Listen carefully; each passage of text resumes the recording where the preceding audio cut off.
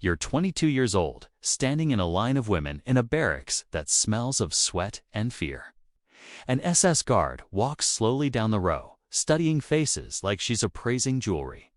She stops in front of you, tilts your chin upward with her gloved hand, examines your cheekbones, your hair, the clarity of your skin. She smiles, and you feel your stomach drop because in Ravensbrück concentration camp in the summer of 1942, that smile doesn't mean mercy. It means you've been chosen. Chosen not for lighter work, not for release. You've been selected because you're beautiful. And in the Nazi medical system, beauty didn't protect you. It made you scientifically valuable. Before we go deeper, I'd love to know where in the world you're watching this from. It amazes me that a story this dark, from over 80 years ago, still finds its way to people across every continent. Drop your location below. Now, let me take you back to what that selection actually meant. Ravensbrück, 90 kilometers north of Berlin. The only major Nazi concentration camp designed exclusively for women. By 1942, over 40,000 women are imprisoned behind its walls, political prisoners. Resistance fighters, Jews, Romani, intellectuals. But what made Ravensbrück different from every other camp in the Nazi system was one man's arrival in May of that year. Dr. Karl Gebhardt, Heinrich Himmler's personal physician, a man who wore his medical degree like a badge of immunity. Himmler gave him a direct order: prove that sulfonam drugs, the miracle antibiotics saving lives across European battlefields, don't actually work on infected wounds. Why would the Nazi regime want to prove a life-saving drug ineffective? Because Germany was running out of sulfonamides, and Himmler needed a scientific excuse to tell Wehrmacht soldiers they didn't need them. He needed data that justified abandoning treatment. He needed experiments. But here's where the logic twisted into something unrecognizable. Gebhardt argued that to produce credible scientific results, experiments couldn't be conducted on racially inferior subjects. Not Jewish women, not Slavic prisoners. The data would be dismissed as contaminated, he claimed. No, he needed racially valuable subjects. Women who fit Aryan beauty standards, blonde or light brown hair, blue or green eyes, clear skin, healthy teeth, strong legs. The exact traits that Nazi propaganda celebrated as superior would now mark you for medical destruction. Imagine understanding this as a prisoner. You survived the initial transport. You kept your head down. You worked without complaint. And then one August morning, guards enter your barracks unannounced and order every woman under 35 to line up. They begin walking down the rows. They're examining faces, taking notes. One guard pries open a woman's mouth to inspect her teeth like she's livestock at auction.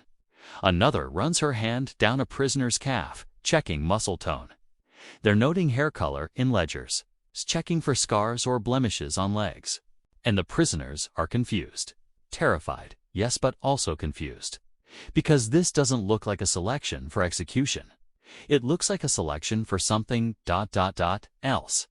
Some of the women chosen are university students, teachers, resistance members who'd been caught distributing underground newspapers.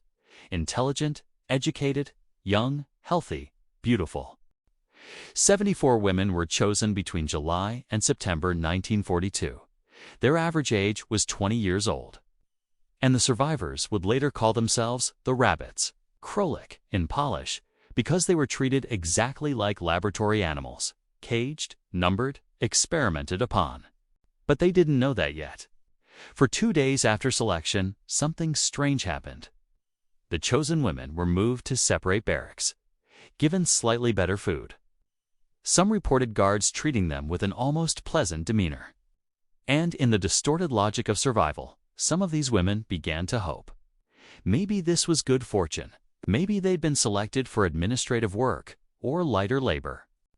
Then, on the third morning, guards came for the first group. They were taken to the camp hospital Revier and led into a surgical room. An operating table waited. Leather straps. A metal tray of surgical instruments glinting under harsh lights. And several men in white coats who didn't look at their faces. No one explained what would happen. No one asked permission. And then the screaming began. Here's what the doctor's dead end. I'm pulling this directly from testimony read at the Nuremberg doctor's trial in December 1946, from medical reports dated August through November 1942. They would strap a woman to the operating table, fully conscious. No anesthesia, because Gebhardt claimed anesthesia would interfere with the purity of results. They would make deep incisions into her leg, cutting down to the muscle, sometimes exposing bone. Then they would deliberately contaminate the wound. They inserted wood splinters, glass fragments, rusted metal shavings, dirt and bacteria taken from actual German battlefields, preserved and transported to Ravensbrück specifically for this purpose. They were simulating battlefield injuries, creating infections in healthy tissue, measuring how quickly gangrene would develop, comparing survival rates between women who received sulfonamide treatment and women who received nothing. The women in the control group were left to develop infections. Intentionally, 5 women died during the surgeries themselves, not from infection, but from shock and blood loss, while doctors calmly took measurements. Another 9 died in the following months from complications. The rest were left with destroyed legs, permanent disabilities. Some would never walk properly again. Zofia Machka was 22 when she was selected. She survived. And at Nuremberg, she described her third surgery with a clarity that makes the courtroom transcripts almost unbearable to read. Dr. Fisher cut so deeply into my left leg that I could see my own bone. He didn't speak to me. He spoke to his assistant about dinner plans while I was screaming. He seemed annoyed that I was screaming like I was being rude. Think about that for a moment. The psychological torture layered on top of the physical. You're a political prisoner because you resisted Nazi occupation. You thought you were brave. You thought you'd endured the worst already. And now you're lying on a table, fully conscious, watching a man mutilate your body while discussing what he'll eat that evening. Watching him take notes. Watching him photograph your wound. Watching him treat your agony as an interruption to his data collection. But here's the part that transforms this from wartime atrocity into something even more hollow. Gebhardt already knew sulfonamides worked. German military doctors had published studies proving their effectiveness in 1940. The drug's efficacy wasn't in question. This entire experiment was theater. Himmler wanted scientific-looking paperwork to justify drug shortages. And Gebhardt gave him fake science using human subjects. These 74 women weren't sacrificed for medical knowledge. They were sacrificed for a bureaucratic excuse. Their beauty hadn't saved them. It hadn't even bought them a place in history's memory. It had simply made them convenient. And while Gebhardt was destroying legs at Ravensbrück, another doctor at Auschwitz was taking the concept of racial value even further. Dr. Karl Klauberg, a gynecologist with an obsession, perfecting mass sterilization. The Nazi regime wanted a method to sterilize millions of women quickly and cheaply. No surgery, no recovery time. Something that could be done on an assembly line. Klauberg's method was injecting caustic chemicals directly into women's uteruses and fallopian tubes. Silver nitrate, formalin, acidic solutions designed to scar tissue and block reproductive organs permanently. No anesthesia. Repeated injections over weeks, sometimes 5 or 6 rounds until the tissue was destroyed. The pain was described by survivors as burning from the inside out. Women vomited from agony. Some lost consciousness. Many developed infections that left them septic for weeks, and Klauberg's preferred subjects. Young Romani women who fit European beauty standards.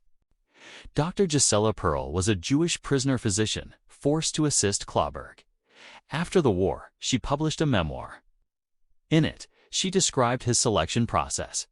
He wanted women who were visibly healthy and attractive. He believed beautiful women had superior reproductive systems that would provide clearer experimental results. He'd walk through the barracks, pointing at women like he was choosing fruit at a market. That one, not her too thin. That one, yes. Perfect. Your beauty, the thing that might help you survive by making you seem useful, by attracting lighter work assignments, became a target. Being pretty made you valuable to a man whose job was to ensure you could never have children. Kloberg sterilized at least 700 women at Auschwitz between 1942 and 1944. After the war, he was captured by Soviet forces. He served 7 years in prison. Then, in 1955, he was released as part of a prisoner exchange. He moved to West Germany, and he reopened his gynecology practice. For 3 years, Karl Kloberg saw patients, women who had no idea what he'd done, women who trusted him with their bodies. He was finally arrested again in 1957, but died of a heart attack before trial. Most of his victims never received justice. Most never had children. Most never fully recovered. And most of their names were never recorded. But while doctors were operating under the pretense of science, back at Ravensbrück, one 22-year-old SS guard was choosing victims for the most irrational reason historians ever documented. Her name was Dorothea Binz. She became an overseer at Ravensbrück in Ijo-Sanjo, by Ijo-Suar, at age 25. She was the second highest-ranking female guard in the camp. And unlike the doctors with their fake scientific justifications, Binz's criteria for brutality was startlingly simple: jealousy. At her trial in 1947, survivors testified that Binz would conduct her own beauty inspections of new arrivals. She would look for women with clear skin, shiny hair, well-formed features. And she would mark them not for protection, but for targeted abuse. One survivor, Maria Graboska, testified, "Binz told me directly, 'You think you're pretty. I'll fix that.' Then she beat me with a whip until my face was unrecognizable. But here's the detail that reveals just how petty this cruelty became. Binz would search barracks for hidden cosmetics, a stub of lipstick, face powder, anything women had smuggled in or bartered for with their last scraps of bread. If she found makeup in your possession, she'd accuse you of vanity and attempting to seduce guards. The punishment? Public beating, whipping. 3 days in standing cell spaces so narrow you couldn't sit down, with no food, in complete darkness. At least 6 women died from beatings directly connected to Binz finding cosmetics among their belongings. A tiny tube of lipstick. Something that gave women a shred of dignity. A fragile connection to who they'd been before the camps became a death sentence because one guard couldn't tolerate prisoners looking attractive. Survivors testified that Binz kept a mental list of women she considered too pretty. She'd invent infractions, claimed they'd broken rules they hadn't broken, force them into the hardest labor details until their bodies broke. One survivor, Jadwiga Epistol-Staniszewska, described watching Binz select a 19-year-old Polish prisoner named Katarzyna Lanuska for punishment. Binz circled her slowly, examining her face. Then she said, "You have nice features. Let's see how nice they are after the dogs." She released 2 trained German shepherds on the girl. The other prisoners were ordered to stand and watch, not to intervene. Katarzyna Lanuska died 3 days later from her injuries. In May 1947, a British military court found Dorothea Binz guilty of crimes against humanity. She was hanged at Hamel prison on May 2, 1947. She was 27 years old. But here's what haunts the historical record. Of the 74 rabbits subjected to Gebhardt's experiments, only 15 survived long enough to testify at the Nuremberg trials. Most of the others died within 5 years of liberation, not from their initial wounds, but from complications that doctors in displaced persons camps couldn't treat. Chronic infections, bone disease, amputations that came too late. But those 15 women, those 15 survivors, did something extraordinary. They forced the world to look. Their testimony put Karl Gebhardt and 2 other doctors on trial. Gebhardt was hanged on June 2, 1948. Dr. Fritz Fischer, who performed many of the surgeries, was also executed. And more importantly, their testimony created the foundation for every medical ethics law we have today. The Nuremberg Code, the first international standard requiring informed consent for war or medical experiments, was written directly in response to what happened to the rabbits.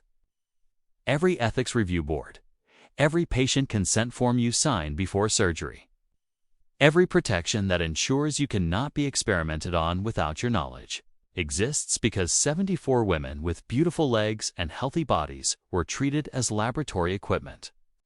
Their beauty didn't save them, but their testimony saved millions of future patients. When Zofia Machka stood in that Nuremberg courtroom in 1946, her legs still scarred and painful, and described watching Dr. Fisher talk about dinner while cutting to her bone, she wasn't just recounting her trauma. She was building a wall between medicine and atrocity that we still rely on today. When the other survivors stood beside her, some leaning on canes, some unable to stand for long, they were doing more than seeking justice. They were refusing to let the world forget what beauty meant in a system designed around destruction. This is what industrialized cruelty looks like. Not random violence, not chaos, but calculated brutality disguised as science, where the traits that should protect you, youth, health, strength, become the reasons you're chosen for suffering. And the most haunting part isn't the experiments themselves, it's how normal the selection process looked. Doctors in white coats, clipboards, medical terminology, the language of science used to justify what every person in that room knew was torture. There's a photograph that survived the camp. It's not in most history books too disturbing, most archivists say. It shows a group of the rabbits shortly after liberation, sitting together on the steps of a building. Some are smiling, tentatively. Some stare directly at the camera with expressions that hold everything and nothing at once. Several have their scarred legs visible. One woman's leg is bent at an unnatural angle, a permanent reminder of what was done to her.